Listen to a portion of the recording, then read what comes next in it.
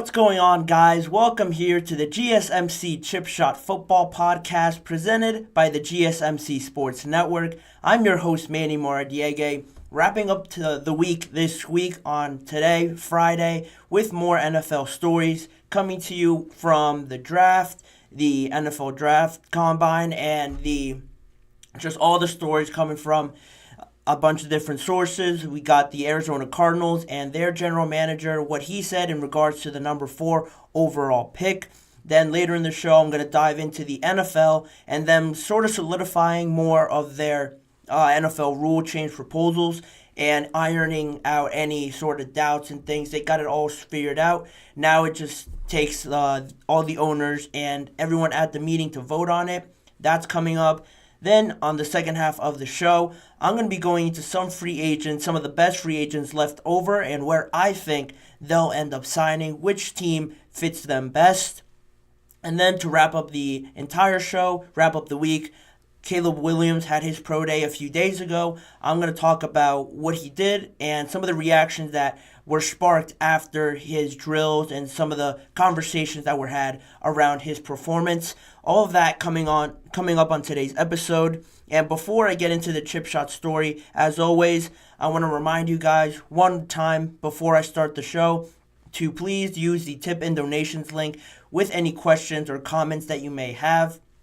You can use the tip and donations link at gsmcpodcast.net running across the ticker below me. Make sure I can see the question here to my right and I'm able to read it, interact with you guys, have a conversation, maybe even if you guys want to engage more with any of the segments. It's a lot of fun that way, in my opinion, and we always appreciate it here at the network anytime any of you guys are able to do that with your questions. Saying that, I can jump into the first segment, the chip shot story of the day, and revolving around the Arizona Cardinals and what their general manager said recently. There's not too much talk going on right now in terms of trades and player transactions because of how crazy the first week was, obviously. Things have sort of died down. That was supposed to be expected. And now you have more speculation, more guessing, and just questions going forward on, like I mentioned, the rule changes. But where Cardinals general manager Monty Austinfort was asked about that number 4 pick.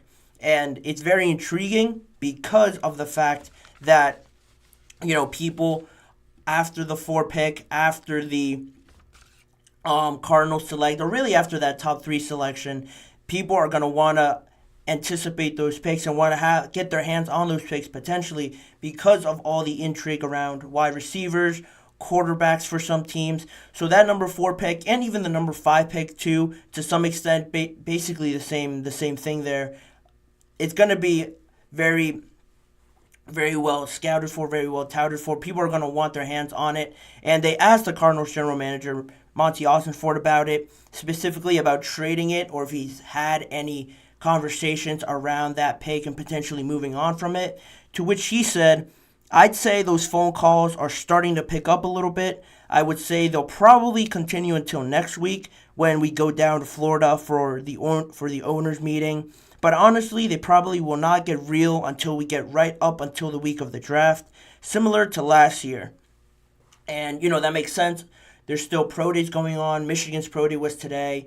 There was Texas's pro day, Alabama's pro day. All those were going on this week. That's what really made the headlines this week with Caleb Williams as well. I'll get into that later in the show. But, those still have to go on. The official visits still have to happen for some of the higher touted players like the quarterbacks. I'm sure they still have to take the top 30 visits. There has been some other official visits, but all the attention will go to some of the bigger fish in this whole NFL draft, like the quarterbacks, the wide receivers, like I mentioned, especially yesterday coming off of Marvin Harrison not participating in his pro day, going in for an official visit for whatever amount of teams that he has lined up. That's going to be a big part because it is very isolated and it's very personal in how these teams, especially for some of the higher guys in this draft, go about their meetings and what sort of questions they ask them. They really try to get to know the person as well as all the other football stuff. I think those meetings are very important, and it just irons out any sort of little doubts that these general managers, coaches might have about these prospects.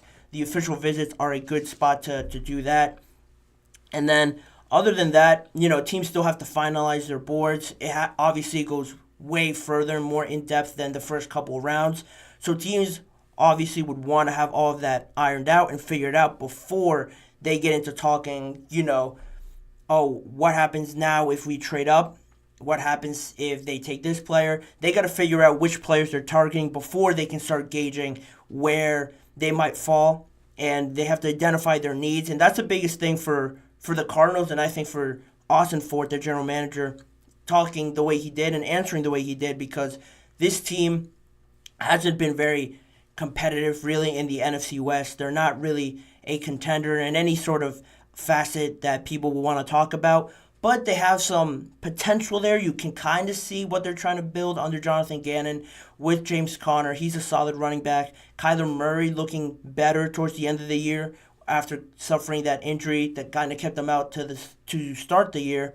And then you have some players in there. Their defense is looking all right. It could be better, but other than that, they just traded away Rondale Moore as well, so he's gone, and you don't really have too much to work there. So they're a team, much like the top three teams, that could use a lot of stock and a lot of draft capital to help them out a lot more than a lot of people would want to think, instead of just taking the highest available player. So he's still open to it. I am sure that he is well aware of the lack of skill set and ability compared to all the other teams, especially in the NFC, that this team is needing. But as well, at number 4, if you want to break it down, and if you were the Cardinals, if I'm Monty Austin Fort, you want to look at it, and when is the next time you're going to get a Marvin Harrison, a Malik Neighbors, or a Rome Odunze at number 4? You hope not to be there, but when you're there and you're seeing all the players that are available to you, that's very tempting.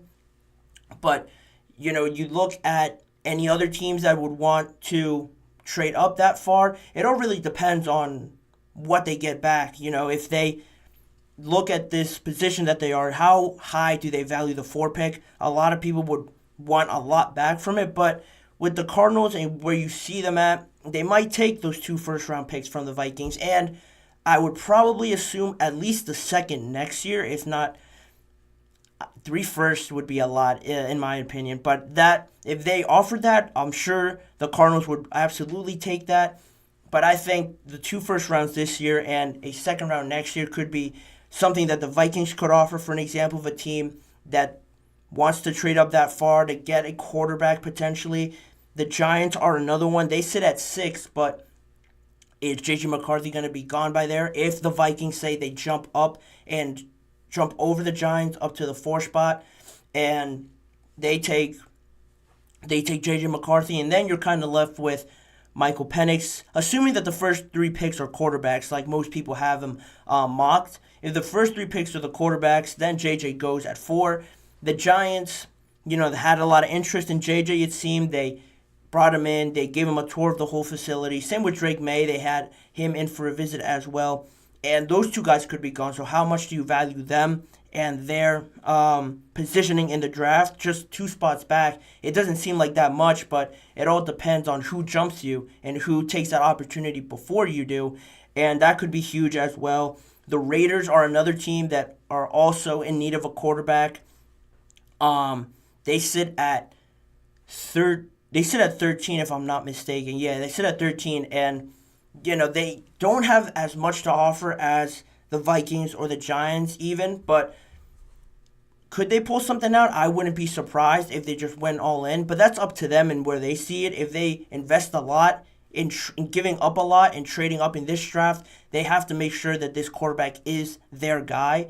So I think that might be a bit too steep for them to give up so much and move up that far especially.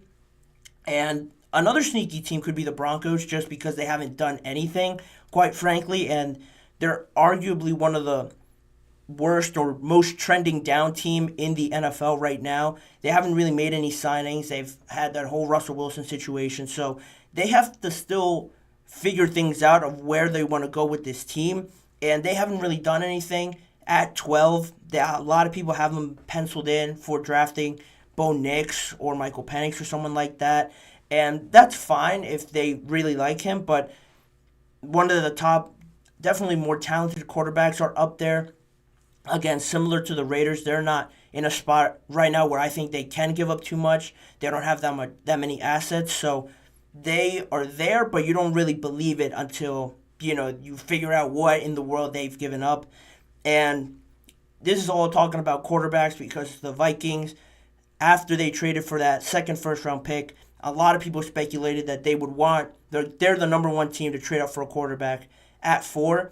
But who's to say, somebody doesn't beat them out because they want a better receiver? What if the Jets or the Bears at number 9 trade back up a little bit because they want to make sure they get a great wide receiver for Caleb Williams if you're the Bears, or another wide receiver for Aaron Rodgers if you're the New York Jets trading up from 10. So if they jump up to 4 and jump the Giants and they jump the Los Angeles Chargers, how does that all switch up? It's not just the value around quarterbacks.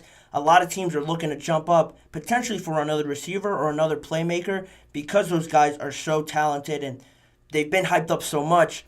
Teams just in that area, in the top 10, could all mostly use a wide receiver or a quarterback, and just outside the top 10. So it'll be interesting to see who actually goes up to the Cardinals and offers maybe the most, or offers it first and just continues to be on them about this trade. All of that, those little nuances and those little details don't really don't gain as much attention in storylines and just how important those are behind the scenes. But it just drops on you, and then everyone's scrambling to figure out how did it get to this point. And I think that's very interesting in how it all develops. And just on the last thing I'll say about this is that the Cardinals, in my opinion, are sort of doing it the right way because of how their general manager is really orchestrating their process. He's saying that it's intriguing. He's saying that he's open to it, but he's going to most likely wait when he said it's probably not going to get real until the week right up to the NFL draft. So if you want to compare it to how the Bears handled their whole Justin Fields situation, you can look at that and think that they went a little bit too early and just took whatever deal just to get him off their books. Comparing those two situations, I think the Cardinals are doing better than what the Bears did with Justin Fields because of the fact that they've come out and they've said, we're not really entertaining anything until the week up to the draft, because they know, like most people do anticipate, anything could happen in these next few weeks. And because of that, a lot of scenarios will change. Someone could sign a big free agent, then they don't need to trade. Someone could make another trade for another player, and then that situation's fixed. You don't really know what's going to happen until draft night, quite honestly, where people are really settled in to know what they want to do. And I think the Cardinals are handling it very well. They're orchestrating this very well, keeping teams on their toes a little bit. I'm sure they're not going to show their cards that much until the week of it. I think Monty Austinfort is doing a great job of that. And I just think if I were to pick a team to trade, I think it would be the Cardinals. Not so much the Chargers, because I think they'd allow someone to trade to number 4, take a wide receiver, and then I think they'd be happy with Odunze, Neighbors, or Harrison, whoever doesn't get picked at 4. Or maybe they get lucky and the Vikings trade up to 4 and get a quarterback, and they still can get whatever wide receiver they like. So between those two, I think the Chargers aren't really needing of a trade. Their general manager has said they're open to it, but really I don't think they'll end up moving. I think more people will want to reassure their team and move up to 4 and make sure they get that receiver or quarterback that could potentially change their team for the better going forward. We shall see how that plays out. But I'll be moving on to the next topic now. We'll put a pin in that, and I'm sure we'll revisit that later on. But for now, we'll head into the first break of the show. And after that break, I'm going to jump into the details surrounding the NFL rule change proposals. They've been ironed out. they've become a bit more specific, and I want to get into all of those, as well as free agent fits with all the remaining free agents left on the market, and my takeaways from Caleb Williams' pro day a few days ago. All of that, all the details coming up on the GSMC Chip Shot Football Podcast. I feel like I'm losing my mind. Is everybody in the world blind? Please, Lord, give me a sign, a sign. I feel like I'm losing my mind. Is everybody in the world blind? Please, Lord, give me a sign, a sign. I wanna be the greatest. Everybody on the fake shit. I look around and feel like everybody is the fakest. I make this every day and I'm impatient, hoping one day I blow up from the basement. Statement, the top is so vacant. I don't hear shit that I think is amazing. Waiting for my day when I'm playing. Sold out shows for 1,000 faces. Hey, give me that crown. Get in my way and to be put down. It ain't your place, all this my town. If I want that shit, then I'll get it right now. I'm losing it, the noose it fits. I'm losing shit, a stupid myth. You choose to live or choose to dip. You choose to fight or lose your grip and lose a gift. Oh, I feel like I'm losing my mind. Is everybody in the world blind? Please, Lord, give me a sign, a sign. I feel like I'm losing my mind. Is everybody in the world blind? Back here on the GSMC Chip Shot Football Podcast to get into more of the NFL rule changes that have been solidified a bit more over this past week, with the NFL owners meeting coming up, I think just next week, next Friday, if I'm not mistaken. They're going to talk about a whole bunch of topics and potential rule changes that teams can propose, and some of the bigger ones that they're going to vote on as well. Before, a few weeks ago, when I first started this show, I talked about some of the rule changes and some crazy, some wild proposals that teams suggested, but now that all these have sort of been worked through, they've thought about them, they've thought of consequences, and they've thought of how they want this verbiage to come out to all the players. Now we have the official proposals that these teams will vote on at the NFL owners meeting, and as a reminder, they need 24 out of the 32 owners to vote on one favor to either pass or decline the proposal of this rule change. And there are some pretty big ones in here. I will start with probably the biggest one, the hip drop tackle, that has become a bit of the major talking point recently among all the players that have taken to social media to voice their disagreement with this. And, the NFL, I think, has made this the biggest one that they want to talk about, at least because of all the injuries that you see because of a hip drop tackle. And you just think back to Mark Andrews, I think Tony Pollard as well. Maybe not this season, but before that. Just two of the biggest players on two of the biggest teams now being hindered because of these sort of tackles.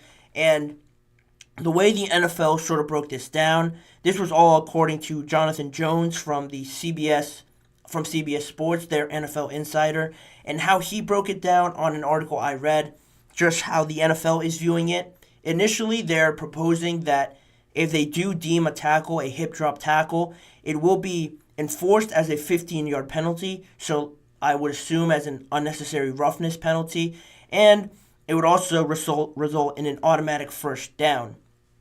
Two pretty big things there, obviously.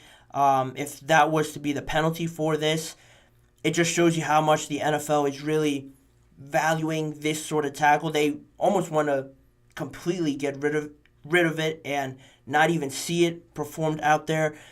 Same thing with face masks and horse collars, but I think those are more obvious to tell. And with the hip drop tackle, you can see how they want to get rid of it, but now getting into the definition and how really tricky this could get, the NFL provided a potential definition for this, and it is when a player grabs the runner with both hands or wraps the runner with both arms and unweights himself, swiveling and dropping his hips and or lower body, landing and trapping the runner's legs at or below the knee. So that's the specifics on the rule. That's what a player would have to do to deem this a hip drop tackle. And it seems pretty clear, right, with all the words and how specific they want to make it with their hands and their arms and unweighting themselves. Some of these words are kind of weird, honestly, because it's a lot easier said than seeing it play out. Trying to prevent a player from unweighing himself and swiveling his hips out and just being dead weight on another player trying to bring the runner down. That all is very specific, and you really have to think about doing that and trying to fit this into the rules. You're really making a defender overthink a tackle that has been so routine for them since they were, in Pee Wee football and since they first started playing football. The goal is tackle the ball runner any way you can. Obviously keeping it clean, not going to take him out, right? But wrapping him up and then just bringing him down. It all becomes more instinctive. Players play better through instinct and not even thinking, just doing it all, reacting to it. I think now, with all these rule changes, I know they're trying to make it safer and for players to actually play, have all the stars out there. They're making it really, really a thinking game and thinking of how to tackle a guy. Am I supposed to do it this way? Am I supposed to not put this much weight on him?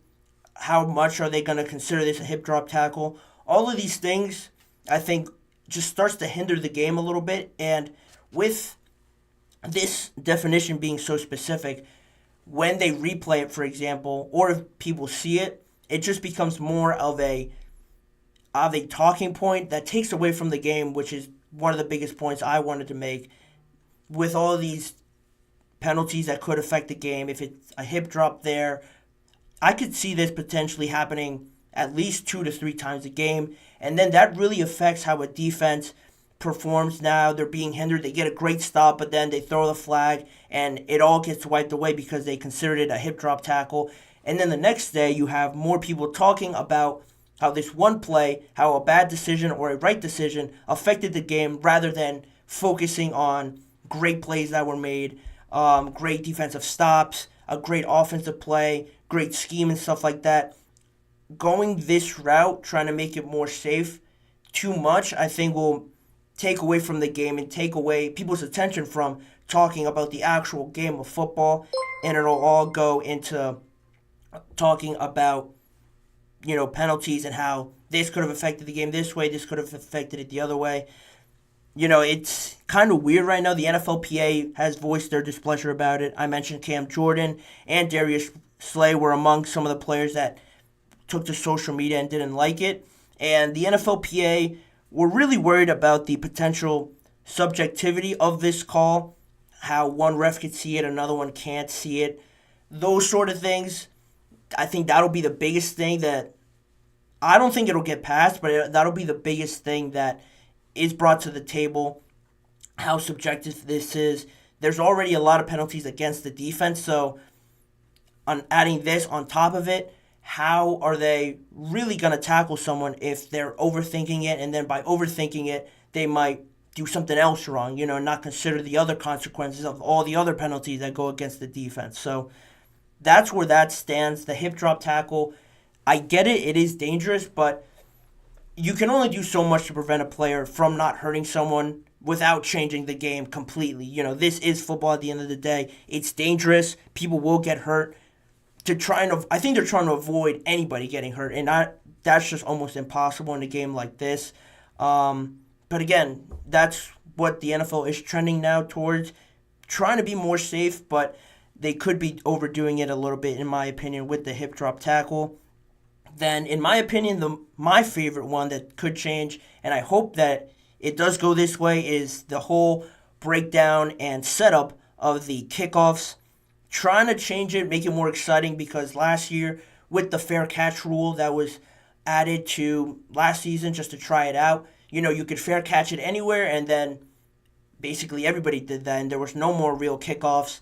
It would all went through the back of the end zone anyway for touchbacks, so there was that. And if they did field it, people didn't think it was worth running it back and losing some yards potentially, so they didn't do it. And that takes away from the game, the excitement. probably one of the more exciting things is seeing a guy just break through that sea of bodies and get into just plains of open grass and scoring. That changes the momentum. That's a huge thing.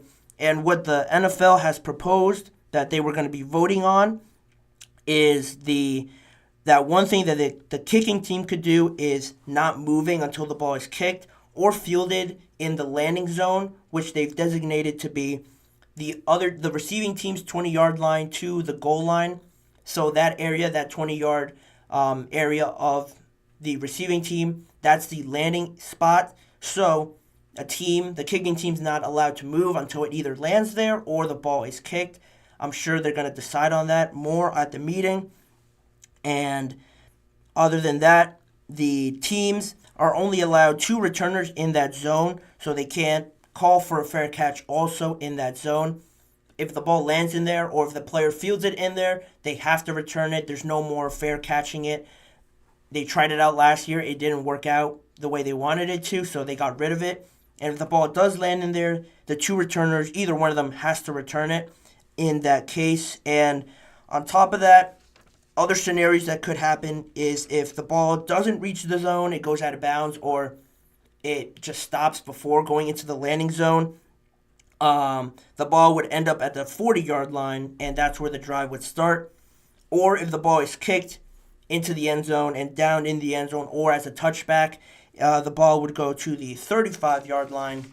And another scenario that could happen is if it lands in the zone and rolls into the end zone. So if it lands in the landing zone and then just ends up in the end zone after that, and the returner's down in the end zone, the ball would just start at the 20-yard line.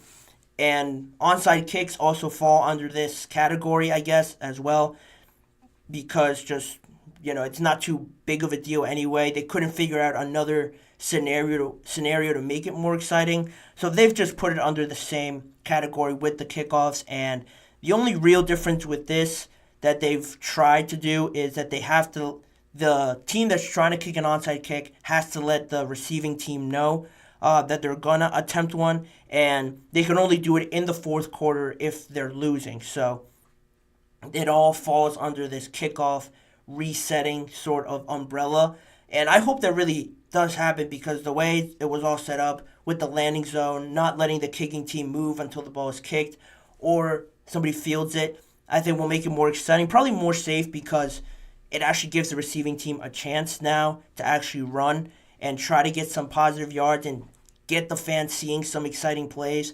So I think that's great. And starting the ball from the 40, if it's basically, they haven't really changed that, honestly, if you think about it. If it doesn't reach the zone or if it's kicked out of bounds, it ends up, I think, on the 40 anyway. So that one's pretty much the same. The 35-yard line is the only one that's really different.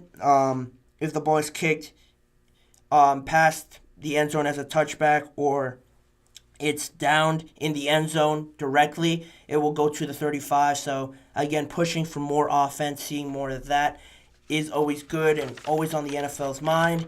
And another one that went into more detail would be a scenario where a quarterback throws a pass, and if he was down or if he was out of bounds and the refs got it wrong and they said that he wasn't out of bounds and they counted the pass as legal, they said he wasn't down or out of bounds, they can review that. And what they're trying to change is if the quarterback, say, was ruled down or he was out of bounds, but he actually wasn't, he completed the throw in time before he was down or out of bounds, that actually can't be reviewed. You can review it one way if the refs said that he threw it and it did count.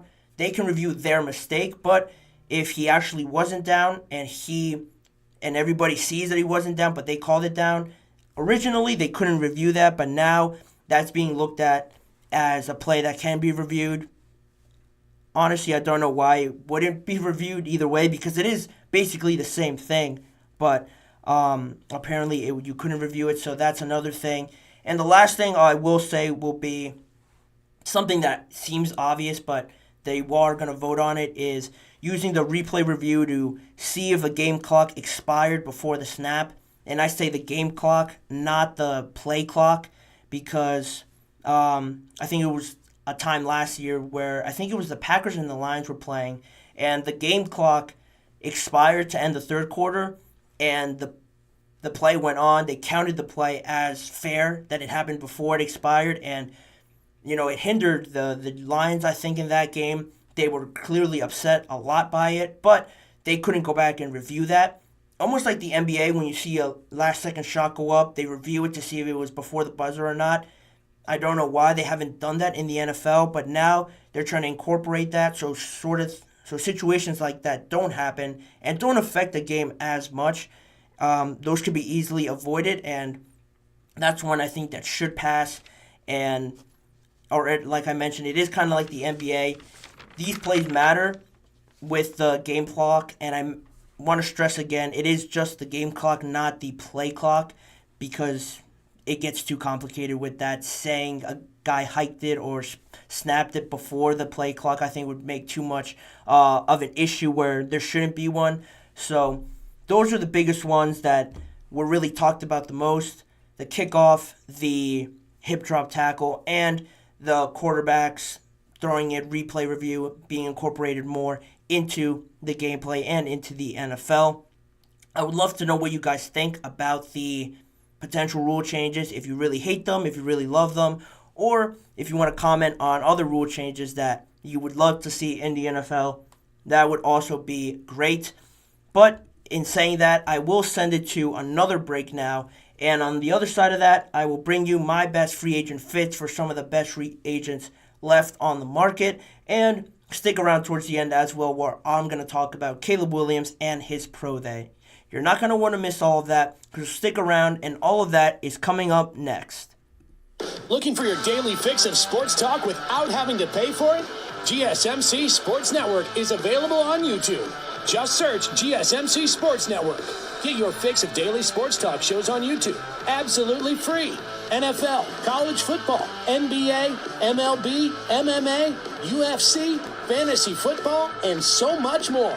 GSMC Sports Network has shows running all day long, with new sports shows starting every 2 hours. Just like on your favorite cable sports channel, except GSMC Sports Network is absolutely free. Just search GSMC Sports Network on YouTube to catch one of your new favorite shows, like the GSMC College Football Podcast, Chip Shot Football Podcast, Hoops and Heels Women's Sports Podcast, GSMC Basketball Podcast, and so many more. Check it out for yourself. GSMC Sports Network, now available on YouTube absolutely free. Search GSMC Sports Network on YouTube right now. Welcome back to the GSMC Chip Shot Football Podcast. To talk about the free agency market and how it's died down a little bit, I'm going to get into my best fits for some of the best free agent market players left over. But before I do that, one last time on this episode, I want to remind all you guys, if you have any questions, comments, or want to say anything just in regards to the segment, please use the tip and donations link at gsmcpodcast.net with any of your questions. It ensures that I'm able to see them. They pop up on the right-hand side in my chat box, and we could react to something, have a conversation if you guys have any questions. I love that. I think it makes it more fun. And again, if you can't see it on the screen and you're just listening to this episode, the tip and donations link is gsmcpodcast.net. We always appreciate it. It's a big help for the show anytime you guys are able to use that link with any of your questions. Going back now to the topic at hand, the best free agents left on the market. There's tons of free agents, obviously. There's too many to count and really keep track of. A lot of good players left out there, but I've rounded up the 7 to 6 best players I think that are still out there, and I would probably assume aren't going to be the next ones off the market, in my opinion.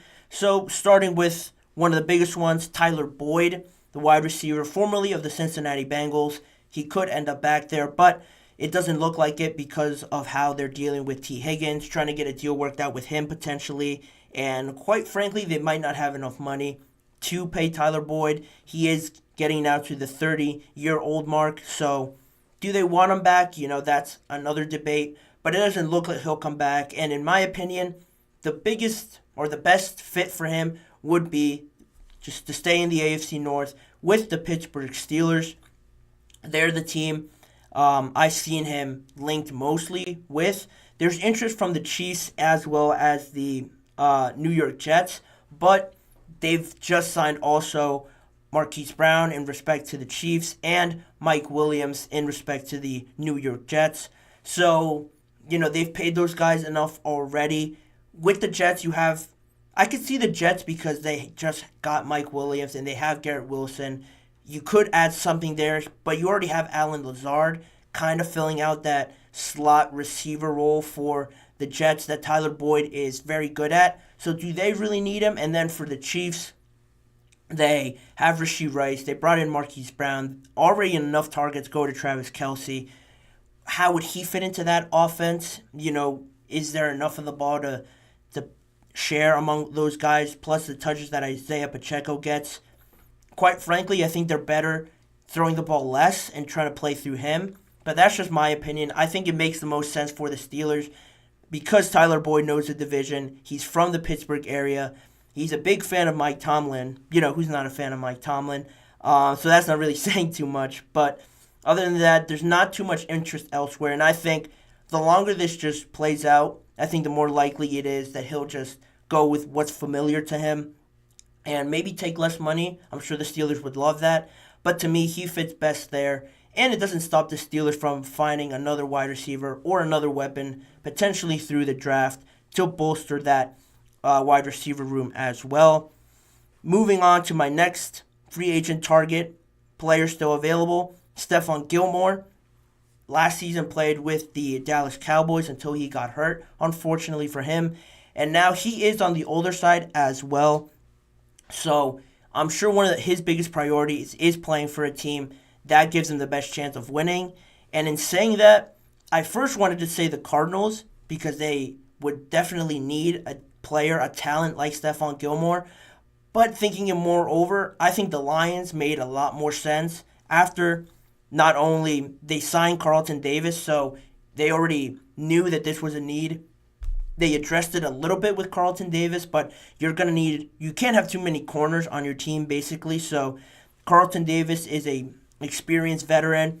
I think bringing in another guy like Stephon Gilmore, keeping the talent level up to a standard, at least for a year or two, you're going all in on this team, and I think that would work out best because it gives him the best chance of a Super Bowl just because he's older. And they just released their cornerback 1, cornerback 2, however you wanted to see it, Cameron Sutton, because of his involvement, potentially, allegedly, in a domestic violence case, I think down in Florida. So the Lions released him a few days ago, and with all that going on, they lost a defensive back. So why not go out and get one of the best ones left on the market? I think it makes a lot of sense. It would make their team better because, in my opinion, you're increasing the skill there at that position. And I would love to see that move for the Lions heading into further into this offseason.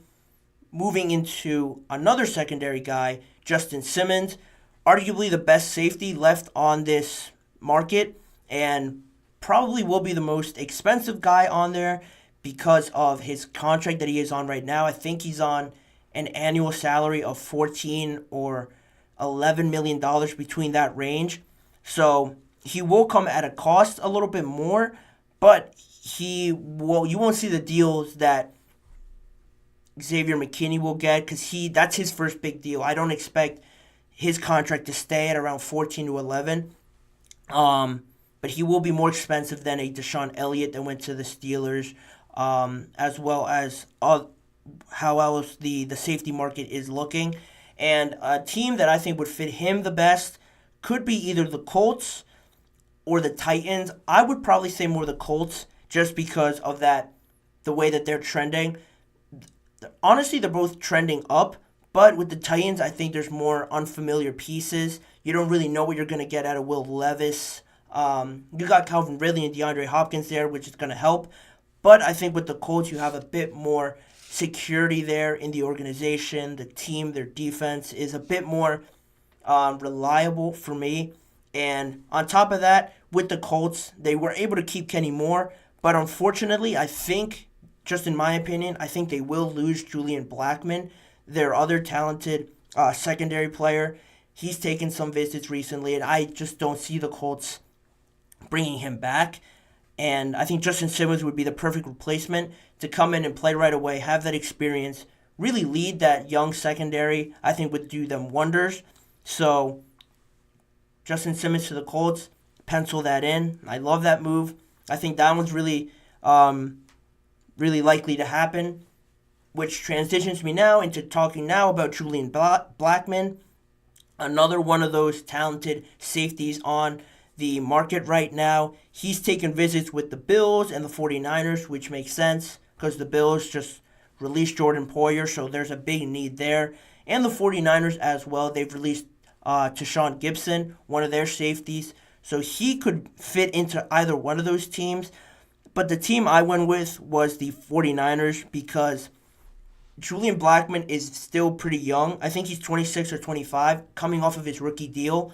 But he has been forced to deal with injuries that have held him back a little bit and really prevented him from showing his full potential because he goes 100% when he's out there. But a lot of times it gets him in injury problems and he has to deal with that. So because he's not really shown too much of it or shown a lot to give him this massive contract like a Darnell Savage or an Xavier McKinney got, I think I could see him going more to the 49ers on a cheaper deal, 2 to 3 years maybe 1 to 2, proving himself more, playing really well on a defense that doesn't really need too much. And if he plays well and the defense looks great, he's a big part of that. I think later either the 49ers will give him a big contract or it'll work out best for him and another team will just end up giving him another big contract if he stays healthy, which is the biggest thing. But the 49ers makes the most sense to me. That's the most recent team he visited with. So if no more reports come out, I'm just going to assume he's going to go there. A lot of teams would want to join that team. So it makes the most sense. A surprising one, maybe for a few people, now could be J.K. Dobbins.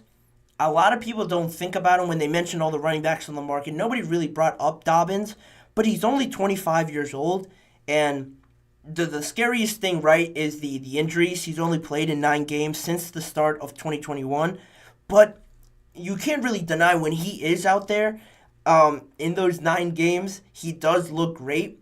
He looks explosive. He gets in and out of his cuts well. He reads the running lanes well as well. He can catch out of the backfield. He had great success at Ohio State. And I just think he is very talented. I've seen him a lot being a Steelers fan and seeing him be part of the Ravens and how he complemented Lamar and their offense. I think he has a lot of potential still there. It's very unlucky that he's had to deal with the knee injuries and stuff like that. But I think he's still so young that somebody should want to sign him because of how well he plays when he is healthy. And in that mindset, going down that lane, I think pairing him up with somebody similar to him dealing with injuries shouldn't be a bell cow kind of running back. I think the best situation for him could be the Vikings. If he went to the Vikings and he stayed a little bit more healthy than he has been, pairing him up with Aaron Jones, I think would end up great for this offense because then not only do you spot Aaron Jones when he needs it, you spot J.K. Dobbins when he needs a rest. The talent level doesn't really drop off with either of those backs. They still have a very good offensive line. Justin Jefferson is obviously still there. I was really impressed with Jordan Addison. T.J. Hawkinson is a great tight end. Not only do they complement their offense well, but it strengthens the idea of them drafting a quarterback. And if you draft a rookie quarterback to come into that situation with all those weapons, 2 great running backs, 2 great receivers, and an awesome tight end, great offensive line, I don't think you could argue at that point there's no other better place for a rookie quarterback to go than the Minnesota Vikings. And that whole script, their whole idea of, oh my God, we lost Kirk Cousins, we're doomed, it flips on its head because you complemented the rest of the offense. And if this rookie quarterback turns out to be who you wanted it to be, who you think can lead you into success, it all works out perfectly if they sign J.K. Dobbins and complement their offense that way.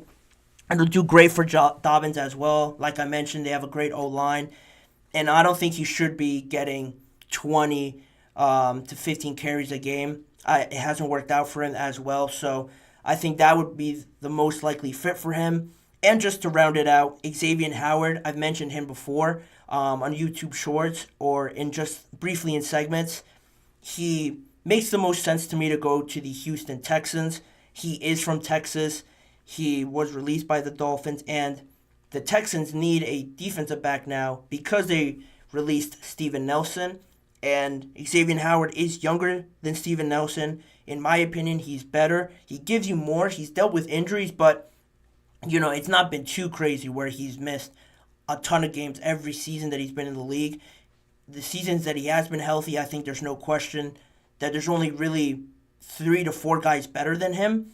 And for him to join that young, exciting Texans team overall, with the additions of Danielle Hunter, Joe Mixon, I think it would work out best for the Houston Texans, solidify their defense because DeMeco Ryans is that defensive sort of coach, wants a good defense. Adding him to that squad would be very great for them, exciting, and really push them into real contention in this AFC with how great CJ Stroud looked and how great Tank Dell looked, Nico Collins looked. I think it'll all work out perfect for them if they were to add this secondary help for their defense. And that's it. Those are the biggest guys, I think, left on the market. I would love to know if you guys agree with those team fits that I laid out there. I think those make the most sense to me, and I would love to see all those guys not only go to those teams, but I think those are the places where they'll likely find the most success heading into next season. But in saying that, I will end that segment there, and I will transition into the last break before I talk about Caleb Williams' Pro Day and everything I took away from his performance, what people were saying afterwards, which teams met with him before and after his Pro Day. All of that, all those details coming up right here on the GSMC Chip Shot Football Podcast.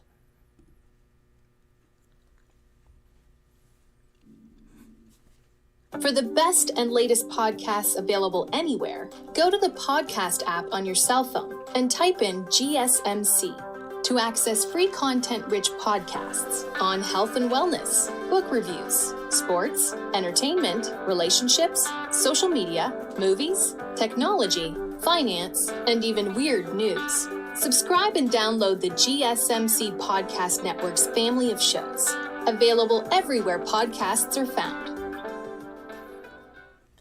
Thank you guys for joining me for this last segment of the show, talking about one of the most anticipated pro days in the last few years with Caleb Williams, not only because he is super talented, exciting prospect that everyone wants to get a look into, but because he didn't work out at the combine, pushing it, increasing the level of anticipation and wanting to see him out there, how he looks on the field, throwing to his receivers. All of that was built up to this moment, and there was a lot of teams there, representatives there to see Williams throw at his pro day. And other than showing off the arm talent and just how he performs out there and just on his skill set and his arm talent, a big thing that he stressed, and I think a lot of analysts and a lot of scouts wanted to see, was his consistency and in the pocket throws, because I think a lot of times people, and he said it in an interview, I think with NFL on ESPN with Louis Riddick. I think he mentioned it, how if you throw on his highlights and if people want to get to know or learn about Caleb Williams, they'll look him up, and on YouTube you see all these crazy throws, him outside the pocket, throwing across his body, throwing 50 miles down the field. All that looks great and all, but he wanted to go out there and show his consistency, the fundamentals, and in the pocket throws, because those are obviously still important. It's not likely that he's gonna make all those plays in the NFL. It's a different level in the NFL. That's obvious, and for him to always be making these kind of throws, it's not really logical. So, quieting the naysayers, quieting those doubts about him in the pocket, his feet movement, his ball placement, his timing and all that. I think those were the biggest things that people wanted to see. And it's funny how that works because a lot of times in these pro days, you see guys making these crazy throws. It goes viral. Then their stock rises even more. It's funny how it's the other way now. And people are going there to not see those throws and want to see Caleb, tone it down a little bit and see what he's like in the pocket, standing still, and what his timing is like and all of that. And I think that's super interesting, and it just credits to him because people already know you can do all the crazy stuff, all the abnormal stuff. They just want to see you do what all these other guys can do, all the normal things, and make sure if you can do that at a high level, it's all wrapped up there. You're going to go number one if you can do that. And he showed that he could do that at a high level with his receivers there at the USC Pro Day. Funny, right before it all started, that they had to change a lot of it, weirdly, because one of the receivers actually got hurt. He was nursing an injury leading up to it, and they had to change some of the routes, cut some of them out, and sort of change the script that they wanted to put on display for everybody.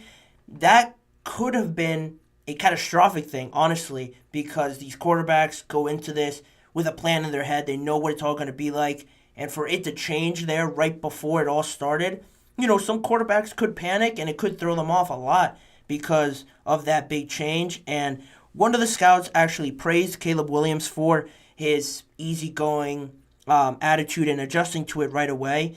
He said pretty much the same sentiment, that all the quarterbacks have practiced this so much and they would have handled that differently. Some handle it better than others. Caleb was fine. He was going with the flow. It was easy for him. And I think that also touches on another thing that these scouts and people wanted to see. On top of all the throws and the football-related stuff, I think people were impressed and taken back a little bit, honestly, with Caleb's attitude and his personality showing out on the field. He was smiling a lot with all of his receivers. And again, just looking back at some of the interviews that he did, one of the biggest things that he said that is really important to him is taking care of his guys, making sure his guys are good, making sure they're having fun out there, they're enjoying the game, not really putting too much pressure on them. I think that showed out a lot in his pro day, just showing his personality and how really easy he makes it look sometimes and how much better he can make everyone around him, which is the biggest thing when you're taking on all the pressures of carrying an organization. To make it look that easy, I think speaks volumes to him as a player, but also as a person. And another scout also touched on that from the AFC. They said he carried himself really well. All of these pro days kind of take a life of their own.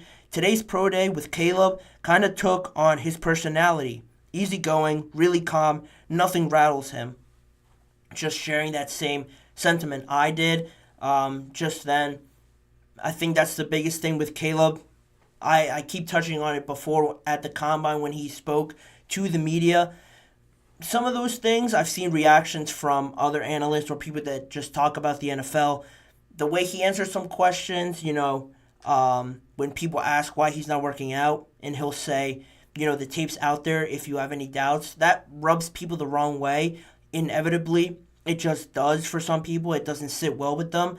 So I think now seeing him in a more natural environment for him, you could really see what kind of person he is. And he doesn't look like it. I don't know the guy, but he doesn't look like a guy that's too high on himself. He seems very humble the way he talks about his teammates and stuff like that. And I think that's huge for the scouts and GMs all to see there. And specifically the guys that were there. Obviously the Bears had the most representatives there. I think they had about 10 or 12-ish people there. The Commanders were also there, and the Patriots had the least amount of representatives there, but they were also there. And the Bears really went all out, and I wasn't surprised to see all the things they did, but to see them talk to his dad, talk to head coach Lincoln Riley, they took him out to dinner leading up to his pro day. That's interesting because leading up to his pro day, Caleb told all the teams that were going to be there that he would make time for them after the workouts, after his pro day. But according to NFL Network, he made the exception just for the Bears. Only the Chicago Bears had contact with him before his pro day, and they were able to find time with him. And that's, interesting in the sense that if you didn't think the Bears were going to draft him, this all but solidifies it even more. And going into detail, one of the reporters from the Chicago Tribune, Brad Biggs, also went into more detail about what this contact was like before their pro day, what this interaction was like. Actually, on Tuesday, before his pro day, that was on Wednesday, he said, on Tuesday, the team spent nearly half the day on campus with Williams at the football facility, talking ball, doing work on the whiteboard, and watching film. Williams' attention to detail struck the Bears. He was the one taking notes, not the team officials. And I didn't know that. That's a big piece of just actions that happened with Caleb, and how much you can see how much the Bears really care about this. They're the team that spent the most time with him, and I think Caleb, in one aspect, knows that if he'll be drafted to any team, he'll be happy. But he's making sure that he's making an exception for the Bears. He's showing his best behavior for the Bears, not trying to not be himself, but going all out a little bit more to show the Bears what kind of person that he is and what kind of professional that he is by taking notes, doing work on the whiteboards, watching film, getting to know him more on a personal level. I think that's smart by both parties. The Bears get to see what he's really like, and Caleb is doing, them a favor and making the exception for them, showing them that he truly is and would be invested in them if they were to draft them. And I think that was cool to see. All these things that happen when nobody's really paying attention. The Bears are spending a lot more time with them, so that's good. And also, when I saw the video, Caleb Williams walking in, dapping up everybody, giving a handshake to everyone, I didn't know that when he went over and hugged Keenan Allen, that was Keenan Allen until it was pointed out to me. And, how much do you want to do to show that the Bears are going to draft him, number one overall? There are new wide receivers there to see his new quarterback potentially throw the ball around. They have the most people there. They're going to continue to talk to him about the team on a personal level. And that's sort of the next step now in this whole process with Caleb Williams. He didn't say which teams he was going to go on a official visit with, but he said he's ironing it out, and the Bears are obviously going to be one of them. They're going to bring him into Hollis Hall in Chicago on a top 30 visit, where, like I mentioned at the start of the show, they can have a more in-depth conversation with him, show him around the facility, get him acclimated, I guess you could say, a little bit with the city and what it's like, how it looks around the facility and stuff like that. They'll get to know him a little bit more personally, I'm sure. But the biggest thing could be his medicals, just because he didn't provide them for anybody at the combine, and that was looked at as a big thing. People, if they're not going to work out, at least they'll show you or give their medicals. He didn't do either of that because he stood on the fact that, not everyone's going to get the chance to draft him, so why would he show and share his medicals with everybody if only a few teams are going to do it? So that was a big talking point at the combine, and now they're officially going to see where he's at physically, not combine-wise, but just where he's at. If he's all good physically, there's nothing really more to say about Caleb Williams and where he'll end up. I think the Bears are just making it more and more obvious, and I think they should. I like it that they're just really not taking anything for granted. They're not really being sneaky about it. They have the number one pick, so they really decide how this is all going to go. Drafting him, I think, is becoming more and more obvious for everybody, and I think it's great because the Bears have done a good job of building up this roster, and the only thing they need is a guy of this talent level. So It all just seems to be too perfect not to happen. Of course, we're going to see how many people show up at Jaden Daniels' and LSU's Pro Day, but I don't think it will be nearly as much as it was here today for Caleb Williams and the Chicago Bears. The draft is really going to start after that pick, so once that happens, we're going to see where this all goes. But that's what I took away from Caleb's Pro Day, what he really showed out there. I saw Dan Orlovsky say it was underwhelming, which it does make sense, and I do think it does fit this perfectly, and it just shows what kind of player that Caleb Williams is really overall, that he's just showing less on his Pro Day than most other guys are doing. But that's where it all is at this moment with Caleb Williams and where he stands with the Bears. And that's all the time I'm going to have for you guys on this episode there on that last segment. So, as always, please remember to like, follow, and subscribe to the GSMC Chip Shot Football Podcast presented by the GSMC Sports Network. Make sure to follow the network on Facebook, Instagram, X, and TikTok for more of the network's content outside of sports as well. If you want to see more of me and this show, you can go on to the GSMC Sports Network channel and the GSMC Podcast Network channel, where all the live entire episodes are. If you want to go back and watch a whole episode, they're all on there. YouTube Shorts on other various topics around the NFL are on there as well. On top of the individual segment videos, if you missed a segment or want to go back and watch a specific segment, I post those on there as well for you guys all to check them out. And as a reminder, tune in every weekday at 6:30 p.m. Eastern Time for more conversations, topics, and stories around the NFL and around football. As always, I want to thank you guys for joining me on this episode. I've been your host, Manny Moradiege, wishing you guys a great weekend, and I will see you guys all next week on Monday.